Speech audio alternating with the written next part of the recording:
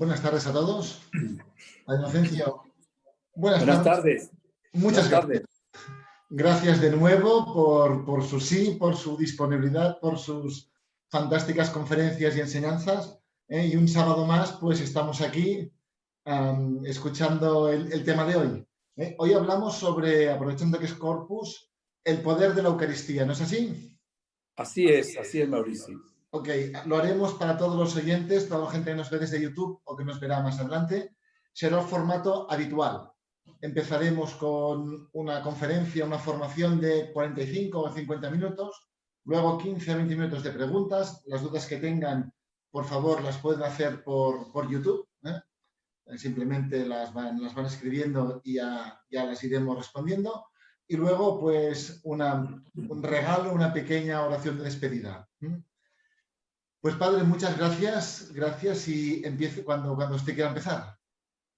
Sí, bueno, un saludo cariñoso a ti, Mauricio, y a todos nuestros queridos amigos que se están conectando, se han conectado más que con nosotros, a través del programa se conectan con la Santísima Trinidad, con el Dios uno y trino. A todos de nuevo mi saludo cariñoso, fraternal, alegre, gozoso, como debe ser el cristiano. Y vamos a iniciar con una breve plegaria.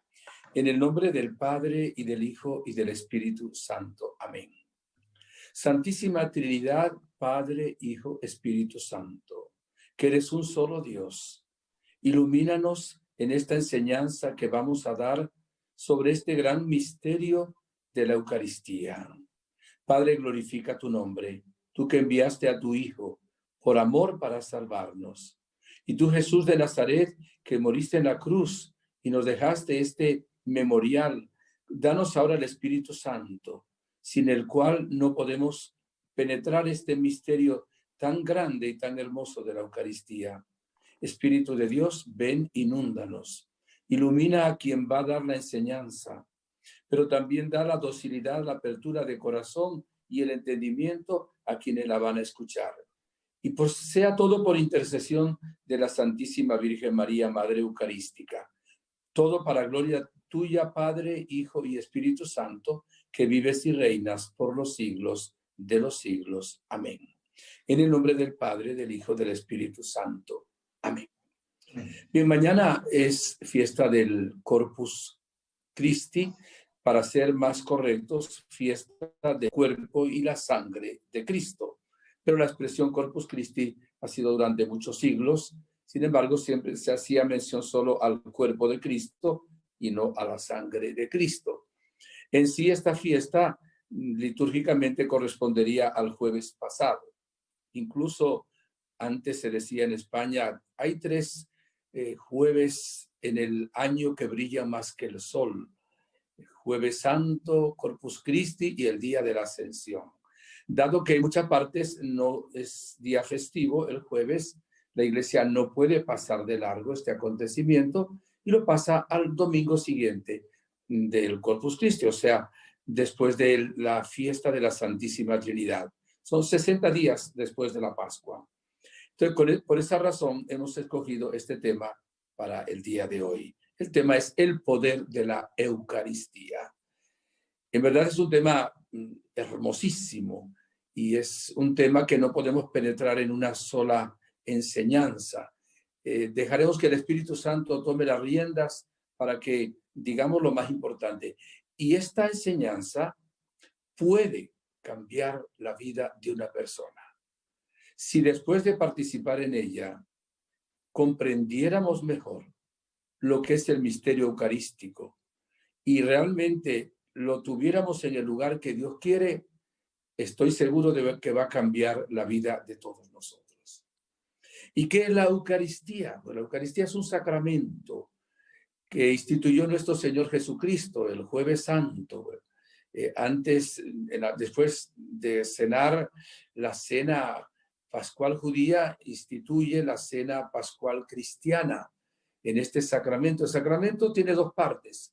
Una parte visible es un signo, una señal que perceptible, y una parte invisible que es lo que contiene realmente esa parte visible. Por ejemplo, el agua es un signo que lava, limpia y luego estoy hablando del sacramento del bautismo. La gracia es que nos limpia realmente del pecado. Esa es la parte que no se ve. La Eucaristía tenemos dos signos, ¿verdad? El signo del vino y el pan, o el pan y el vino, pero luego contiene exactamente el cuerpo y la sangre de Cristo nuestro Señor.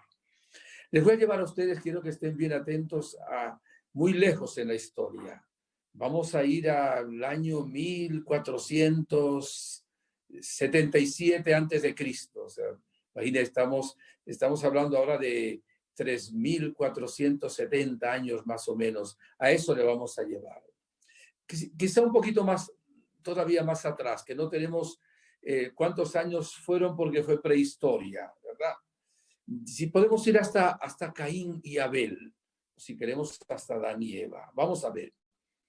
Dios no necesita que nosotros le ofrezcamos algo a Él. Somos nosotros los que lo necesitamos. Por ejemplo, Dios no necesita que usted vaya a misa. Es usted el que necesita ir a la misa. Pero Dios no.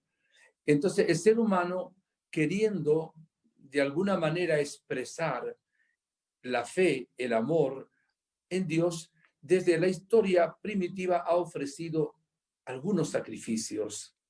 Por ejemplo, Abel ofrecía ganado, corderos, cabritos. Caín ofrecía frutos del campo. Porque en la antigüedad las personas trabajaban en esas dos cosas, no había otra. O trabajaban la ganadería o trabajaban la agricultura.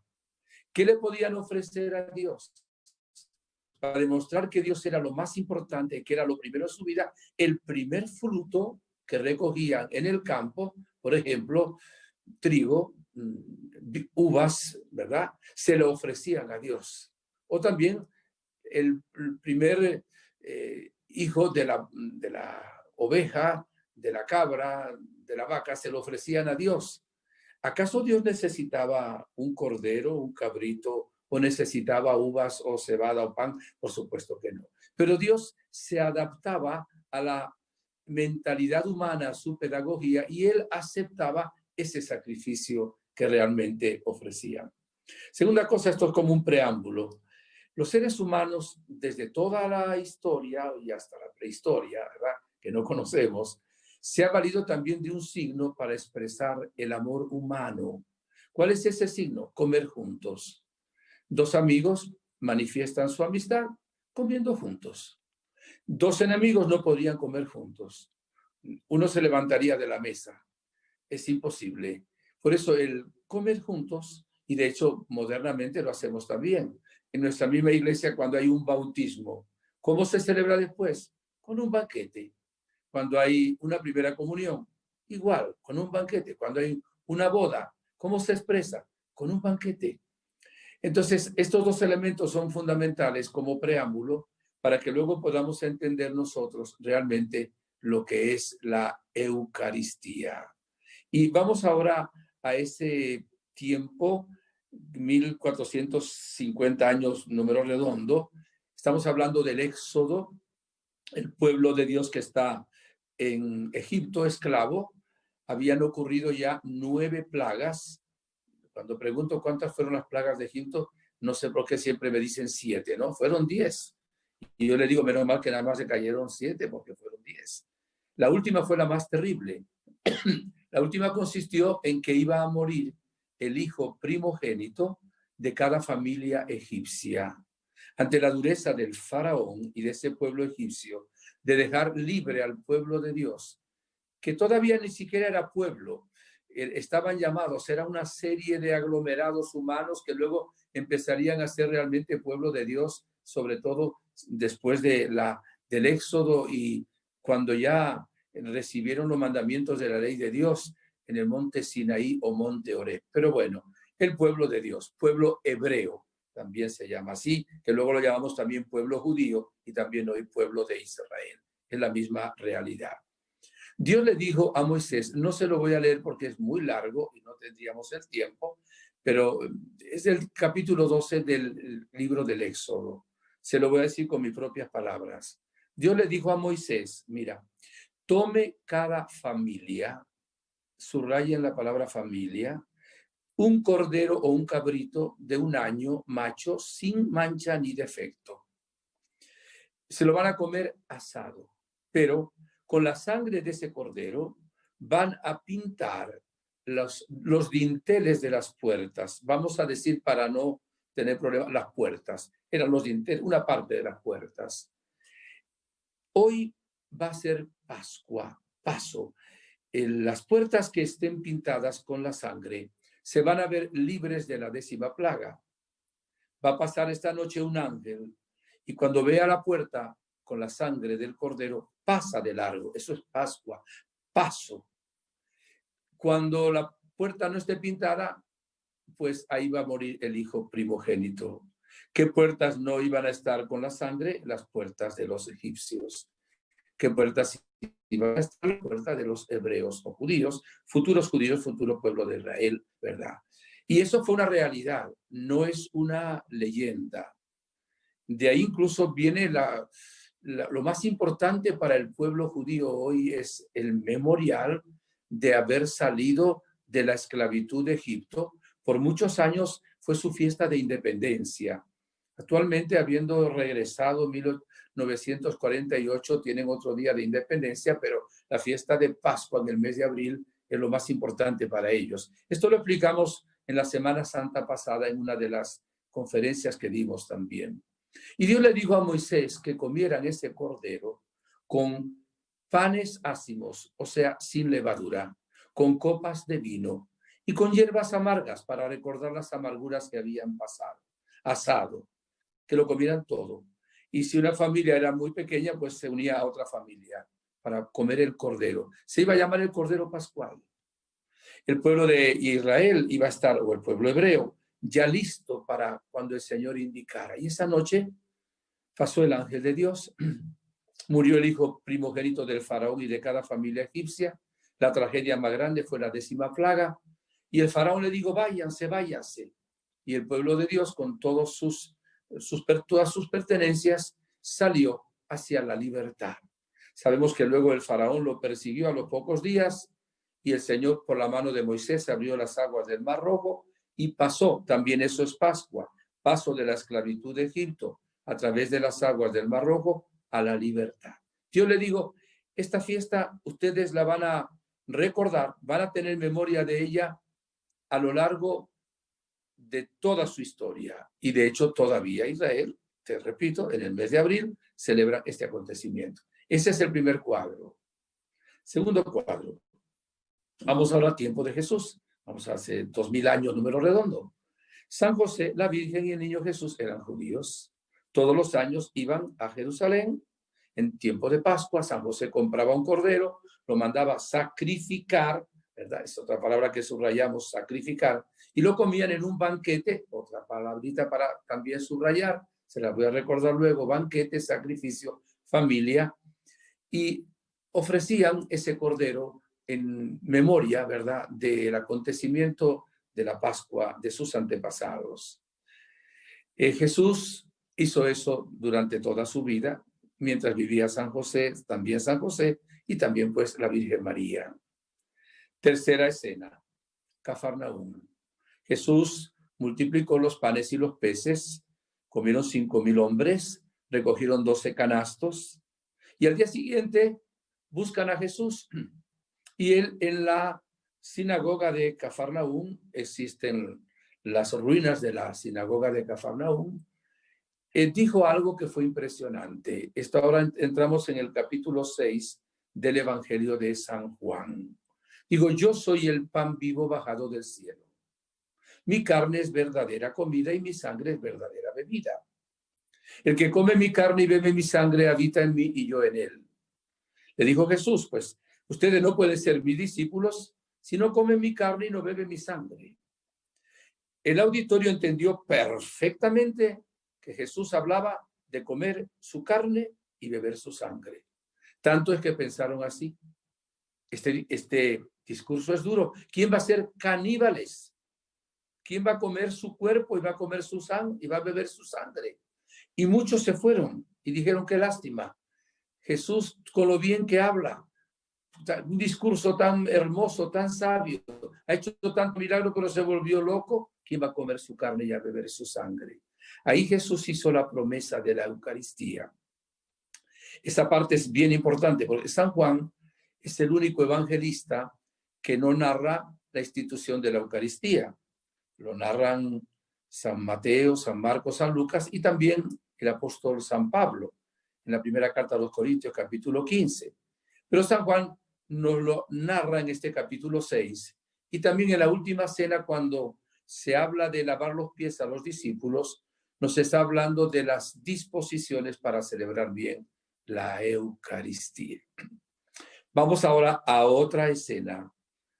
Jesús va a morir el viernes. De hecho, murió el viernes, como sabemos, a las 3 de la tarde. Ya ese año él no podía celebrar el banquete pascual judío el día que tocaba, que era el sábado. Recordemos que los judíos comienzan el día a las 6 de la tarde, o si queremos, cuando se pone el sol. De tal manera que la fiesta comenzaba el viernes para nosotros, en la tarde o en la noche. Para ellos, el día comenzaba en la noche. O sea, es diferente cómo se marca. Por eso se habla de triduo pascual. Jesús entonces manda a preparar la cena pascual un día antes, el jueves en la noche, o para ellos 2 días antes. Para ellos, de acuerdo a cómo contemos, pero no tiene importancia eso. Jesús celebra la última cena de su vida el jueves, que lo llamamos Jueves Santo. ¿Qué pasa en esa cena? Comen un cordero asado con hierbas amargas, copas de vino y panes ácimos. Termina esa cena pascual y Jesús instituye una nueva cena, un banquete, que es la Eucaristía. Lo que voy a decir ahora no consta en la Biblia esas letras, porque no tengo el tiempo de hacerles todas las citas. Le diré, por supuesto, la parte que consta también en la Sagrada Escritura. Pero Jesús le dijo a sus discípulos, miren, esto consta también, nadie tiene amor más grande que el que da la vida. Mañana me van a quitar la vida, pero en verdad no me la van a quitar. Yo la voy a entregar, ¿verdad? Voy a dar mi vida, pero mañana voy a morir en la cruz. Voy a morir para manifestar a la humanidad y a ustedes cuánto los amo. Acuérdense, nadie tiene amor más grande que el que da la vida. Pero miren, yo quiero dejarles a ustedes mi entrega de mañana para todos los siglos, porque quiero que tengan siempre mis méritos, mi amor misericordioso. Y entonces voy a hacer algo hoy que ustedes no lo van a entender, pero lo van a creer, porque es mi palabra. Yo ni puedo engañarme ni puedo engañarles. Vamos ahora a anticipar de una manera incruenta, no sangrienta, lo que va a suceder mañana en la cruz, que va a ser el sacrificio. Y el sacrificio va a ser sangriento. Y entonces Jesús instituye la cena pascual. Toma pan, ¿verdad? Sin levadura. Y dice, esto sí que está en la Biblia, ¿verdad? Es, tomen y coman todos de él. Esto es mi cuerpo que se entrega por ustedes. Y toma la copa de vino, el cáliz, dice, este es el cáliz de la, tomen y beban todos de él. Este es el cáliz de la nueva y eterna alianza, ¿verdad? Que contiene la sangre que será derramada por ustedes y por muchos para el perdón de los pecados. Ese muchos se traduce en multitudes, que viene a ser prácticamente todos, pero era la expresión que usó Jesucristo. Hagan esto en memoria mía. ¿Quién celebraba la cena pascual judía? Una familia. ¿Quién celebra ahora esta cena? La familia, no de sangre, sino la familia de Jesús, que son los discípulos. Y él deja este banquete a la iglesia, que es la familia de Dios. Y por eso, para poder participar en el banquete eucarístico, tenemos que amarnos, tenemos que ser amigos, tenemos que ser familia. No podemos tener odio y rencor en el corazón. Podemos ahora entonces como aterrizar un poquito y decir, ¿qué es la Eucaristía? La Eucaristía es un misterio de fe y de amor. Es un sacramento instituido por nuestro Señor Jesucristo. Pero la Eucaristía es un banquete auténtico. donde se come el alimento primero, que es la palabra de Dios. No solo de pan vive el hombre, sino de toda palabra que sale de la boca de Dios. Y en segundo lugar, se come el cuerpo de Cristo y se bebe la sangre de Cristo. Por eso es un verdadero banquete. El banquete se come, repito, en familia, sin odio en el corazón. Ya esto indica que los que nos comprometemos o los que participamos en la comunión no podemos ir con odio o rencor en el corazón. Si a la hora de presentar tu ofrenda ante el altar te acuerdas que tu hermano tiene algo en contra tuya, deja ahí la ofrenda. No sigas, ve, reconcíliate con tu hermano y luego sigue a presentar la ofrenda. La Eucaristía es también un sacrificio. Y aquí es importantísimo creer. ¿Cuál es el sacrificio?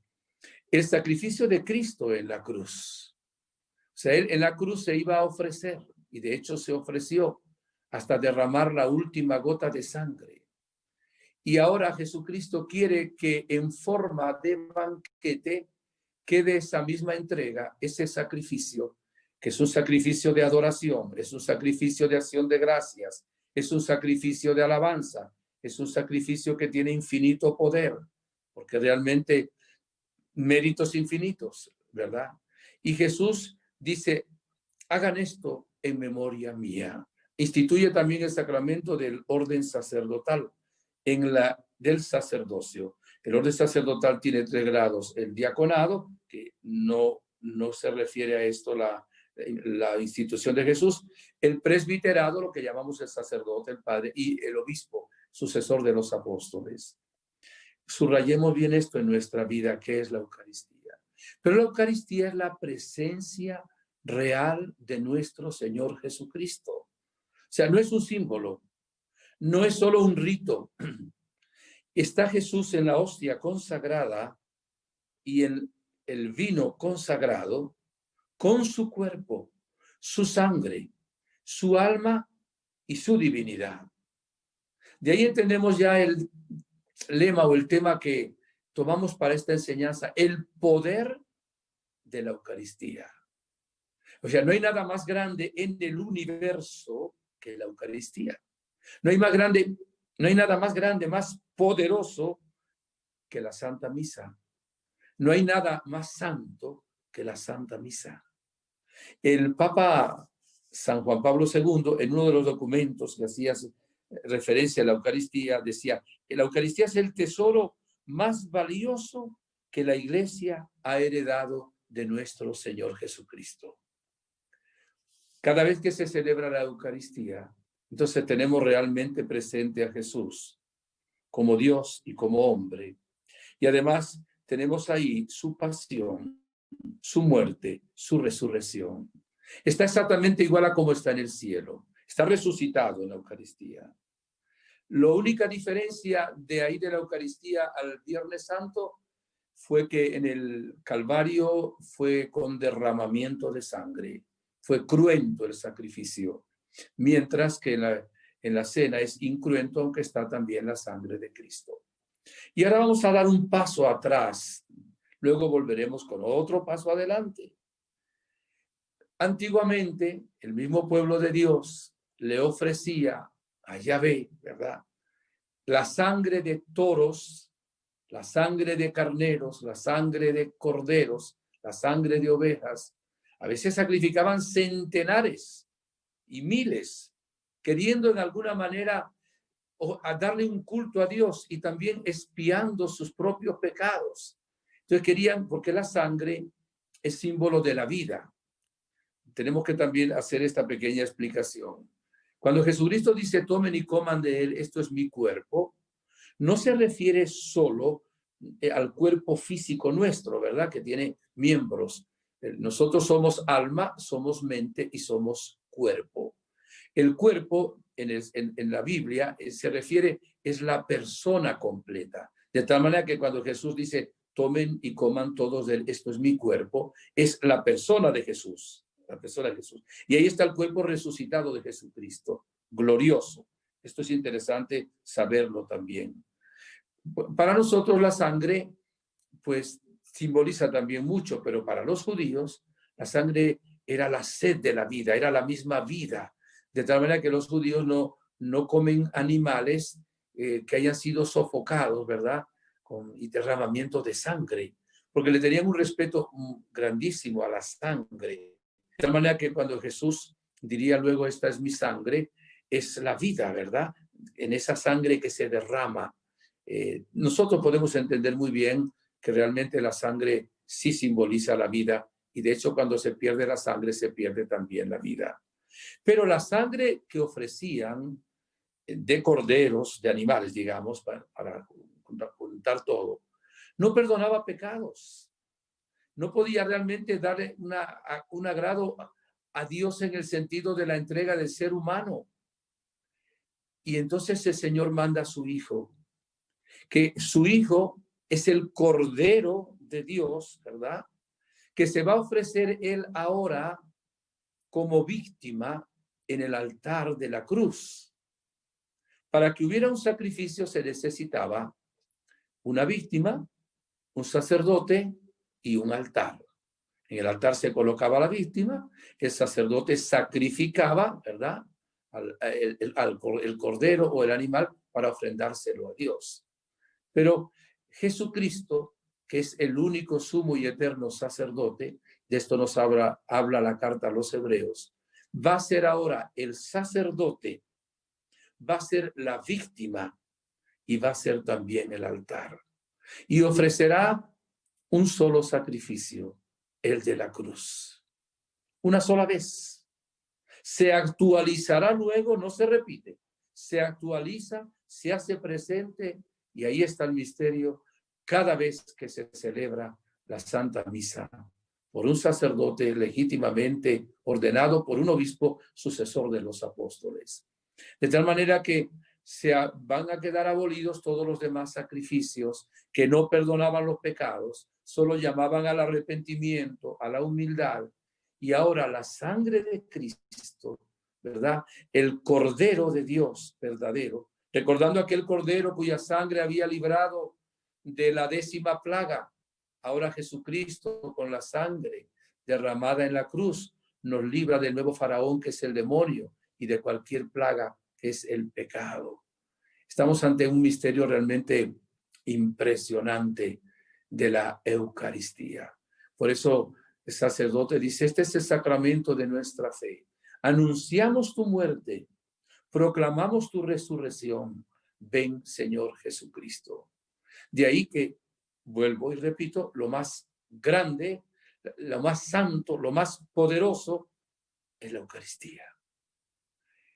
El Concilio Vaticano II dice que la Eucaristía es la cima, el culmen, o sea, la parte más alta, ¿verdad? Y también es la fuente.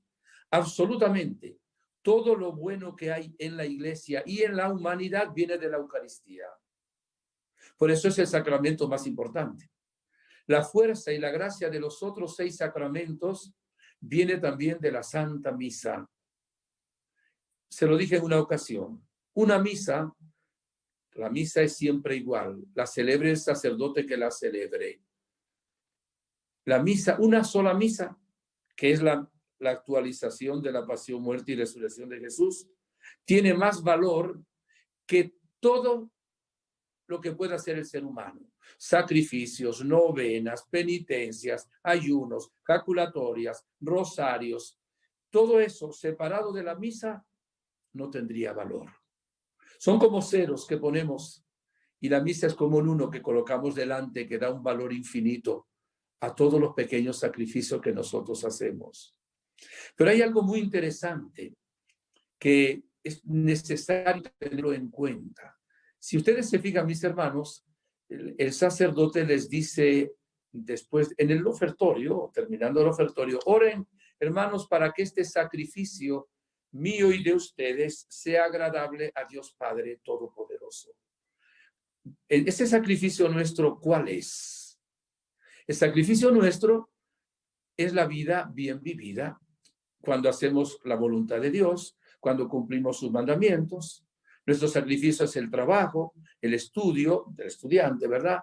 El trabajo del obrero o del profesional. También puede ser el sacrificio doloroso de una persona enferma que se ofrenda como alma víctima al Señor, es ese sacrificio. Y se lo escuchaba a un predicador muy famoso, y voy a servirme de la imagen de él para explicarles esto a ustedes. Dice, vamos a imaginar ahora lo siguiente. Una familia con varios hijos. El hijo mayor ama muchísimo a su padre, lo ama por encima de todo. Y en un momento dado quiere hacerle un regalo valioso a su padre. Y él saca de su dinero, compra ese regalo muy valioso, ¿verdad? Y luego le dice a los hermanos que firmen ellos también la tarjeta, ¿verdad?, que van a presentar a ese padre, qué sé yo, en el día del padre, por poner un ejemplo, o en el día de su cumpleaños. Todos los hermanos firman y ellos se hacen partícipes del regalo que le va a dar el hermano a su papá. Pero en verdad lo compró él, no lo compraron ellos. Sin embargo, ellos van a quedar bien porque el hermano mayor lo va a ofrecer en nombre de toda la familia. Entonces, él le da este regalo al padre. Ahora viene la aplicación a nosotros. ¿Quién es ese hermano mayor que quiere darle este regalo al padre? Es Jesús. ¿Y quiénes somos nosotros? Los hermanos menores. También nosotros firmamos. ¿Cuándo firmamos nosotros en la misa? Cuando ofrecemos, ¿verdad?, el vino y el pan, ahí está nuestra ofrenda. Cuando colocamos nuestra ofrenda, digamos el valor también material, el dinero, también estamos firmando ahí. A veces nuestro pueblo no entiende y da lo menos que puede o solo da unos centavos para que la gente crea que da algo. No entienden de que es la vida de uno la que está colocando en esa cesta. Y también hay un detallito que quizá no lo hemos explicado a los sacerdotes. Hay un momento en que el sacerdote toma el cáliz, echa el vino y luego echa unas gotitas de agua. Esas gotitas de agua es nuestra firma. El vino representa a Jesús y el agua nos representa a nosotros. Llega un momento en que el agua se identifica con el vino, ya no se puede separar. Entonces, la Eucaristía viene a ser el sacrificio de la iglesia también, porque la iglesia le ofrenda pues todo aquello que a lo largo de su semana, si es para el domingo o del día, de acuerdo a la misa, ha presentado a Dios. Levantarse temprano, el sacrificio, educar a los hijos, tratar bien a las personas, qué sé yo, el preparar la comida, el manejar el auto, el carro, el coche que tenga que manejar la persona, el servicio que nosotros presentamos, lo llevamos al altar. Oren, hermanos, para que este sacrificio mío y de ustedes. Por eso cuando el sacerdote dice, tomen y coman todos de él. Esto es mi cuerpo que se entrega por ustedes. ¿Saben que en ese momento es Jesús quien está hablando? Se dice que el sacerdote celebra in persona Christi, o sea, el sacerdote le presta a Jesús sus labios, su garganta, su corazón, todo su ser, y Jesús usa esos labios, esas palabras que brotan del sacerdote, las hace suyas, y ahí es donde el Espíritu Santo cambia el pan en el cuerpo de Cristo. Pero dice, esto es mi cuerpo que se entrega por ustedes. Esto significa que ahí hay dos cuerpos, bien atentos. Uno, el cuerpo de Cristo real, el cuerpo de Jesús resucitado, y el cuerpo místico de Cristo. De tal manera que en el altar se ofrece también la iglesia. De ahí que ir a la misa es una ofrenda, y hay una parte de la misa que llamamos ofertorio. Yo ofrezco al Señor allá mi vida. Lo que no puedo ofrecer es el pecado. Por eso lo primero que se hace en la introducción a la Eucaristía es pedirle perdón a Dios de nuestros pecados. Entonces, cada vez que vamos a la misa vamos a entregar nuestra vida. ¿Qué dice la Virgen en Medjugorje? Que la misa sea su vida y que su vida sea una misa. Ya entendemos entonces cómo nuestra vida es una misa. Nuestra vida es una misa porque realmente entregamos en ella toda la semana, todo el sacrificio, el esfuerzo, el trabajo, todo lo que hemos hecho en el cumplimiento de nuestro deber. Y con respecto a la sangre, hay dos elementos también importantes. La sangre, por la parte de sacrificio expresa el dolor, ¿verdad? Un gran dolor. También entonces se le ofrece en el altar el sufrimiento, el dolor, la enfermedad, la persecución, la prueba. Se le está ofreciendo allá al Padre, firmando. Ahí estamos firmando con el hermano mayor, que es Jesús, que ofrece el verdadero sacrificio, el verdadero regalo. Y entonces nuestro sufrimiento adquiere un valor inmenso, corredentor. Pero hay un detalle también que podemos tomar. Antes de que el vino se convierta en sangre, el vino es agradable, el vino es sabroso, suele ser un vino dulce también el vino que hay en la Eucaristía. Y hasta el cielo se compara con una fiesta donde hay vinos de solera muy exquisitos. Esto significa que también le ofrecemos a Dios las alegrías, también una buena fiesta, también una buena alimentación, también un momento de compartir. Dios no es ningún aguafiestas. Sobre todo los jóvenes piensan que Dios les va a amargar la vida. No, al contrario. Entonces la misa tiene un valor humano y un valor también divino. Todo eso es la firma que nosotros colocamos, la juntamos con el sacrificio del hermano mayor, que es Jesucristo, y se la ofrecemos al Padre. Y entonces ahora trajimos ya la vida a la misa, ¿verdad? Con todo nuestro ofrecimiento. Y ahora recibimos al Señor, ¿verdad? Y vamos ahora a tener dentro de nosotros la vida eterna, la fuerza para empezar ahora a llevar la misa a la vida. ¿Y cómo llevo la misa a la vida? Pues comportándome como un fiel discípulo de Jesús. De una manera especial, amando a mi prójimo, haciendo el bien a la persona que está al lado, cumpliendo los mandamientos de la ley del Señor. Y hay que hacerlo verdaderamente con una gran alegría. Por eso, mis hermanos, la Eucaristía tiene un misterio tan grande, tan grande. Debe ser muy triste que una persona no haya entendido nada de esto. Una de ustedes que me está escuchando de un país muy lejano, quizá el país más lejano que nos está escuchando porque es de Asia, ¿verdad? En un retiro entendió que realmente la Eucaristía no era un mero rito, una ceremonia que uno hacía así, recibía la hostia y ya estaba. Y me agradece, que yo no tengo mérito ninguno, y me estás escuchando ahora, te mando un saludo muy cariñoso, y que el hecho de que realmente entendió en ese retiro que cuando va a comulgar recibe realmente a Jesucristo, el mismo que nació en Belén, el que murió en la cruz. Y les digo algo más, con Jesucristo, cuando comulgamos, también viene el Padre a nosotros y viene también el Espíritu Santo. De tal manera que nos convertimos en templo de la Santísima Trinidad.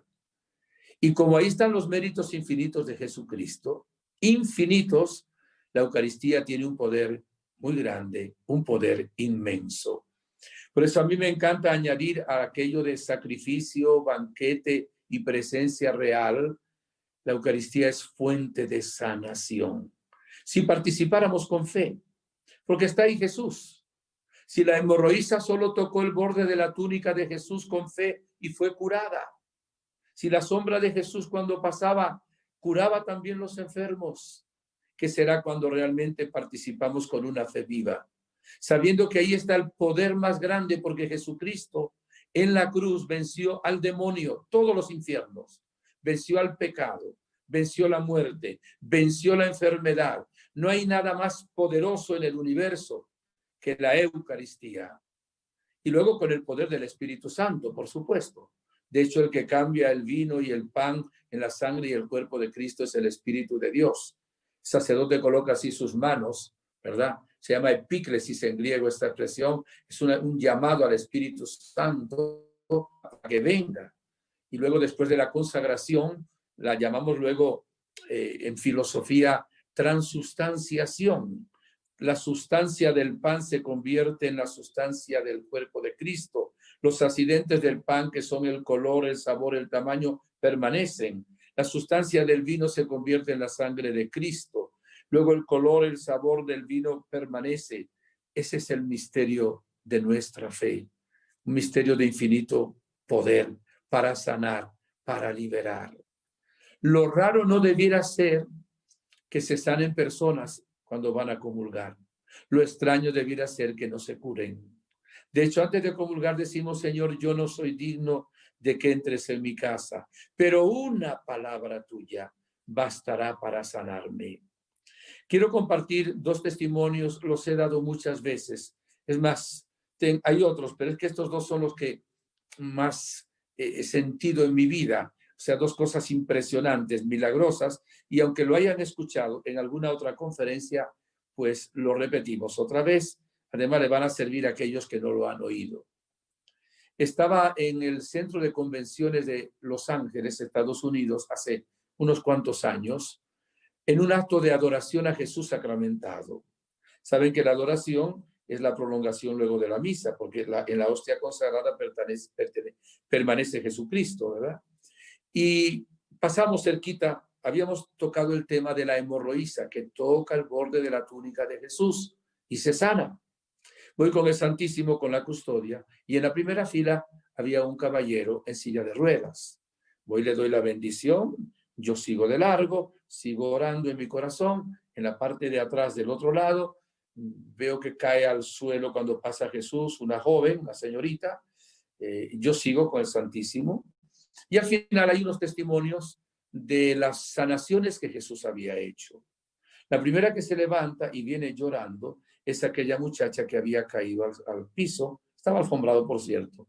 Cuando alguien cae en el descanso en el Espíritu no hay problema, o descanso en el Señor. Y viene llorando porque había pensado mal. Dice, cuando yo vi a ese señor levantarse de la silla de ruedas, yo pensé mal. Dije, a ese lo trajo el padre Inocencio Llamas de Venezuela, lo colocó ahí para hacer una pantomima, para que la gente creyera de que Jesús estaba haciendo un milagro. Pero cuando pasó Jesús, yo caí al suelo por un poder muy grande que brotó de la hostia. Y el Señor me curó a mí. De verdad que no me acuerdo de que la sanó a ella. Me encantaría acordarme, pero no me acuerdo. Y entonces estaba pidiendo perdón pensando mal, o había pensado mal, de que aquel señor se había levantado y era mentira. Entonces llamo al Señor. Le digo, venga para acá. ¿Cómo se llama fulano de tal? ¿Usted alguna vez ha hablado conmigo? No, padre, es la primera vez que estoy empezando a hablar ahora.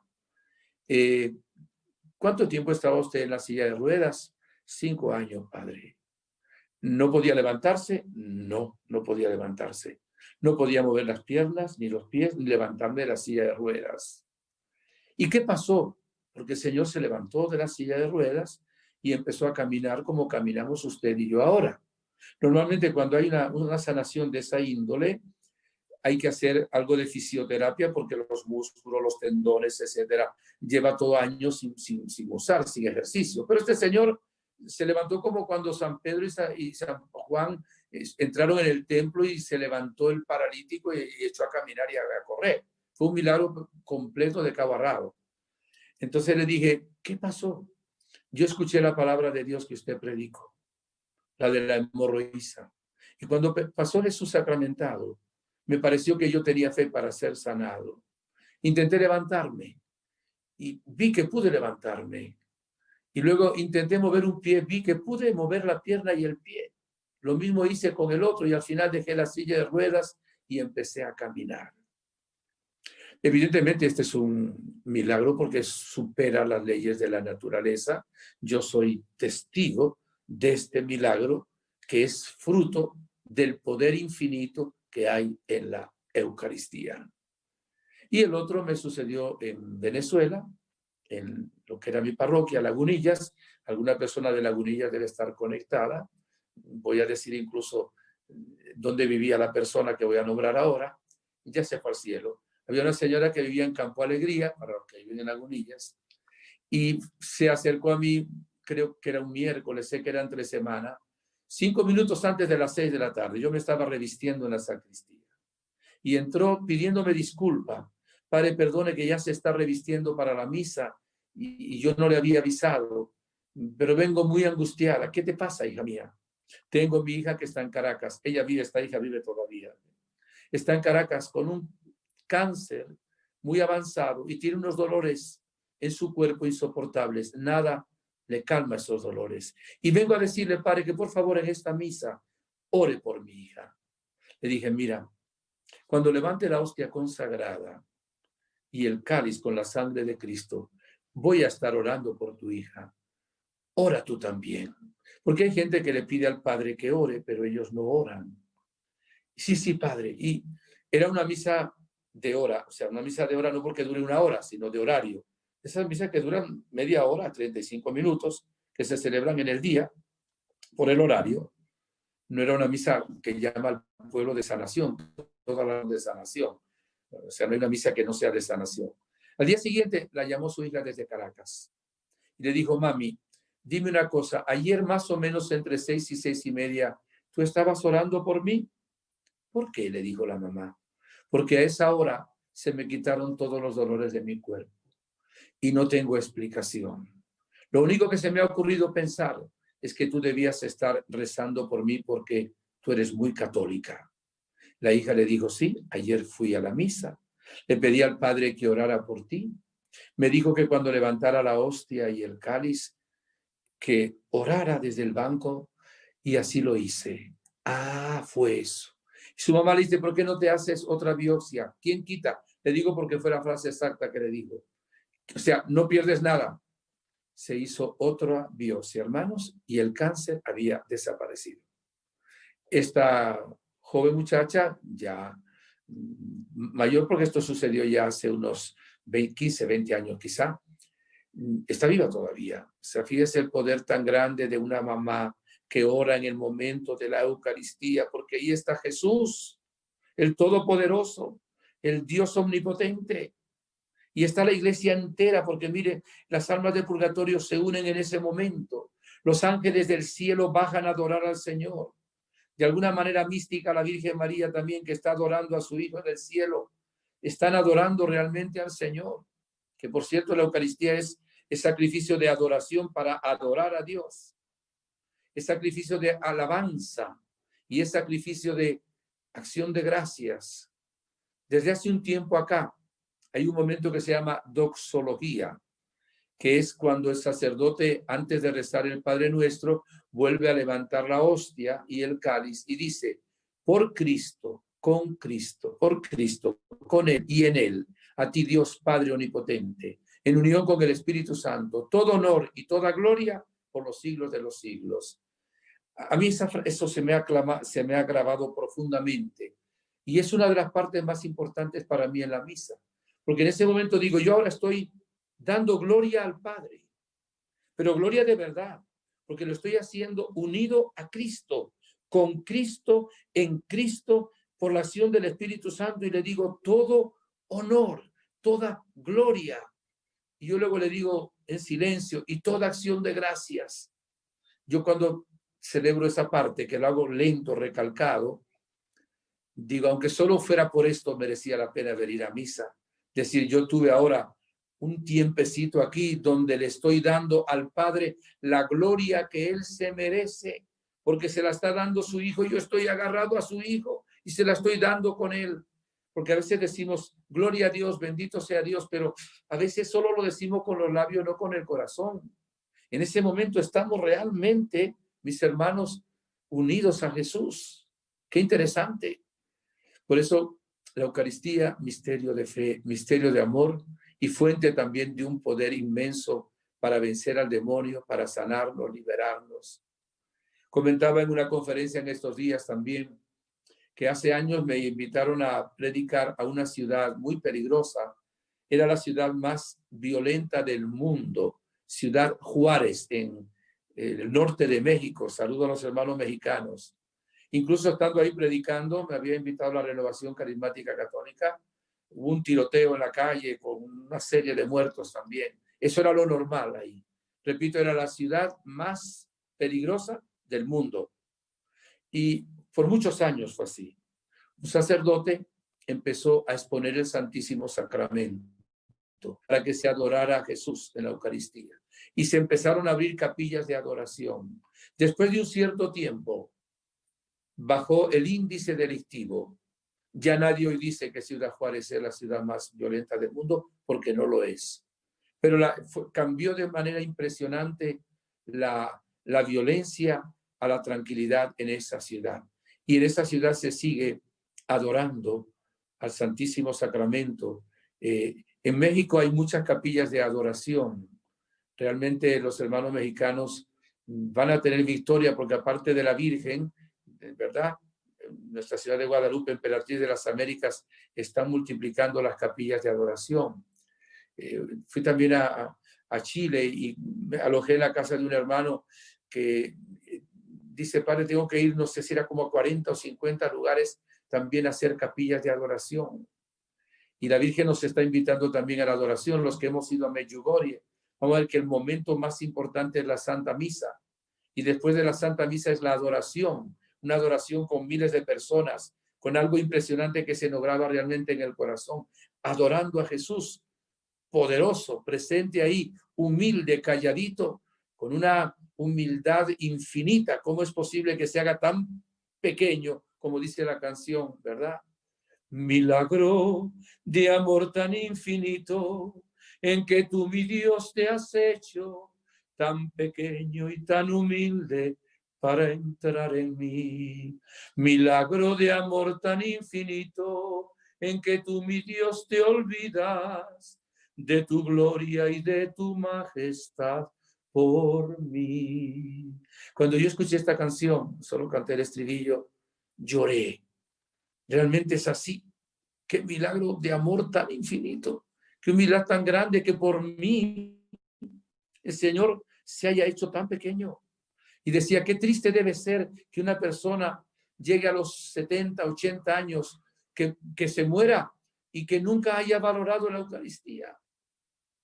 Esto debe ser tristísimo, que se encuentre con Jesús y diga, dejé lo más grande de mi vida en la Eucaristía, dejé todo mi ser y nunca me visitaste. Por eso Jesús se siente triste, se quedan los sagrarios solos. La gente entra a las iglesias para tomar fotografías, para ver el arte, la cultura, y se olvida de, al pasar frente a Jesús, de hacer la genuflexión, y adorar a Jesús sacramentado. Por eso la iglesia ha colocado, por inspiración divina, una fiesta que se llama la fiesta del cuerpo y la sangre de Cristo. Y mire, los santos son las personas que más bien hacen a la humanidad y tienen una incidencia y su vida una secuela impresionante. Pudiéramos nombrar solo alguno. San Juan Bosco, por ejemplo. San Juan Bosco fundó luego la congregación salesiana. No sé cuántos salesianos hay hoy en el mundo, pero serán cerca de 17,000, 18,000 con multitud de casas. Van a las misiones, tienen algo maravilloso. Y luego las hijas de María Auxiliadora. Un santo. La Madre Teresa de Calcuta, ¿verdad? Qué labor tan grande y cómo sus hermanas religiosas siguen hoy atendiendo como ella lo hacía a los más necesitados de la humanidad. La influencia de otro santo, el Padre Pío de Pietrelcina. ¿Cuántos grupos no hay del Padre Pío? ¿Cuánto bien hace un santo, hermanos? Y bien, les comentaba un día de que el Papa León XIII consagró el siglo XX al Espíritu Santo por la influencia de una beata, o sea, está en el cielo, beata Elena Guerra, que le escribió 12 cartas al Papa y él escribió varios documentos. Dice, una persona santa. Bueno, la fiesta del Corpus Christi, a eso voy, se hizo porque una santa llamada Santa Juliana de Montcornillon, que era de Bélgica, era muy amante de la Eucaristía, adoraba la Eucaristía y pidió que realmente, además tuvo un mensaje. Un día vio la luna, pero una luna con una configuración muy especial y una mancha negra impresionante que no es en sí normal en la luna, y ella sintió la inspiración de que reflejaba la iglesia y que la mancha negra era que no se valoraba el sacramento del altar, del cuerpo y la sangre de Cristo. Y ahí, en 1246, en esa ciudad de Lieja, o Liege, se hizo un sínodo y ahí se empezó por primera vez a adorar el cuerpo y la sangre de Cristo fuera de la Santa Misa. Y poquito después, 1263, en una ciudad italiana llamada Bolsena, hubo un milagro eucarístico. Había un sacerdote, se llamaba Pedro de Praga, por cierto, que no era muy fervoroso, no era escandaloso, pero no era muy fervoroso. Dudaba de la Eucaristía y quiso hacer una peregrinación a Roma para pedirle a Dios que le diera la gracia de ser fervoroso y de amar la Eucaristía. Visitó la tumba de San Pedro y pidió. Y luego pasó a Bolsena y mientras celebraba la Santa Misa, la hostia consagrada empezó a sangrar, a sangrar, a sangrar, y toda esa sangre cayó sobre el corporal y el altar. El corporal es un lienzo pequeñito cuadrado donde se coloca el cáliz y las hostias consagradas por respeto. Evidentemente, fue un milagro impresionante. El Papa en ese tiempo no estaba en Roma, estaba en Orvieto, una ciudad que queda cerca de Bolsena todavía hoy. En ese tiempo estaba el Papa Urbano IV. Y le llevan en procesión el corporal lleno de sangre. Y el Papa tiene una inspiración también del Señor, se arrodilla delante del corporal y él instituye la fiesta del cuerpo y la sangre de Cristo. Este corporal está todavía en la Catedral de Orvieto y todavía en el altar donde celebró esta Santa Misa Pedro de Praga, ¿verdad? Hay algunos rastros de la sangre de Cristo Jesús. Los milagros eucarísticos han sido muchos a lo largo de la historia. Y luego en 1317 el Papa Juan XXII ya dijo que esa fiesta que ya la había instituido Urbano IV, se extendiera a toda la iglesia, ¿verdad? De toda la tierra. De ahí que la fiesta del cuerpo y la sangre de Cristo, que se llamaba antes Corpus Christi, viene del siglo XIII. Y nosotros tenemos que mañana, ¿verdad?, ir de una manera especial a la Eucaristía. Aquellos que pueden, los que no pueden, ojalá vean virtualmente a través de alguno de los medios la Eucaristía, y algunos pues también ojalá puedan estar en una adoración, también será virtual, pidiendo a Jesús que sacramentalmente entre en sus corazones. Hoy yo celebraba la misa también por ustedes, mis hermanos, por sus familias. Se lo pedía de corazón, y que esta enseñanza pueda realmente cambiar nuestra vida, porque realmente es lo más santo, lo más poderoso. Y cuando nosotros comemos pan, el pan se convierte en nosotros, en músculo, en cabello, en sangre. Pero cuando comemos a Cristo, nosotros nos convertimos en Cristo, nos cristificamos. Y Jesús está sacramentalmente en nosotros alrededor de 15 minutos, dicen los entendidos, mientras las especies de pan y de vino químicamente existen todavía como tales. Por eso lo ideal sería ir 15 minutos antes de la misa a la iglesia para prepararnos y permanecer 15 minutos después de la misa dando gracias al Señor, porque sigue todavía el Señor vivo en medio de nosotros. La Eucaristía nos une, así como la hostia está hecha de muchos granos de trigo y es una sola hostia. El vino está hecho de muchas uvas exprimidas en el lagar de la vida y es un solo cáliz.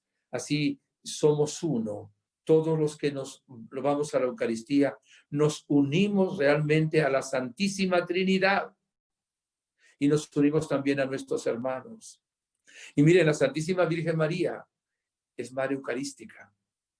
La Virgen Santísima le dijo a los videntes que prefirieran ir a misa antes que tener una aparición. Decía Mirjana que para ella el mensaje más importante que la Virgen ha dado es el de la Eucaristía. Y hablo un poquito de la Virgen. Mire, la Virgen María es el primer sagrario del mundo, es el primer cáliz del mundo y es la primera custodia del mundo donde se pone la hostia. Porque miren, ¿quién le dio esa carne y esa sangre al Hijo de Dios para redimirnos? La Virgen María. De tal manera que la carne y la sangre con que Cristo nos redimió, la tomó de la Virgen María por obra del Espíritu Santo. ¿Y a dónde voy? Ya estaba habitando en el vientre purísimo de la Virgen María el Hijo de Dios encarnado, y la Virgen lo lleva. Es un sagrario ambulante. Es una custodia ambulante. Lo lleva, le está dando ella la sangre que está tomando ese Hijo de Dios en su seno. Es el primer cáliz y va a la casa de Zacarías e Isabel. ¿Y qué ocurre allá? Pues todo cambia. Quedan llenos del Espíritu Santo. Zacarías, Isabel, Juan brinca de gozo en el vientre materno ante la presencia maternal de la Virgen Santísima, Madre Eucarística. Qué hermoso es tener esta fe, hermanos, en el misterio de la Eucaristía, del cuerpo, la sangre de Cristo Jesús, valorarlo por encima de todas las cosas. Yo le digo a veces a algunas personas, padre, mire, estoy enamorada, pero me enamoré de un hombre casado y estuvo casado por la iglesia. Digo, déjalo, no es voluntad de Dios. Sí, pero lo quiero, pero no vas a poder, no vas a estar en gracia de Dios, no vas a poder comulgar. Y no hay nada más grande que recibir la comunión. Hay que recibirla con fe, por supuesto. Hay que recibirla sin rencor en el corazón. Hay que recibirla con una fe expectante, creyendo que puede transformar realmente nuestra vida. Espero, mis buenos hermanos, que esta enseñanza que hemos compartido y estamos compartiendo les sirva muchísimo. Y le voy a pedir a Jesús, antes de darle la bendición, que realmente nos permita valorar lo más grande que nos ha dejado Dios, la maravilla más grande que existe en el universo, que es la Santa Misa. Pidamos también sacerdotes santos, vocaciones sacerdotales santas, y veamos que hoy el maligno lucha, se esfuerza porque la Eucaristía no la frecuentemos, y hay mucha gente que es indiferente a esto, como si le diera igual comulgar que no, que le diera igual verla por televisión que estar ahí. No, mis hermanos, es la Santa Eucaristía, no se puede reemplazar por nada, no se puede cambiar por nada. Lo otro ayuda porque, claro, Dios ve nuestra actitud y sabe la circunstancia que tenemos. Por eso, todo el que puede ir a misa los domingos, no deje de ir. Y el que puede ir todos los días, vaya también todos los días. Sería lo ideal.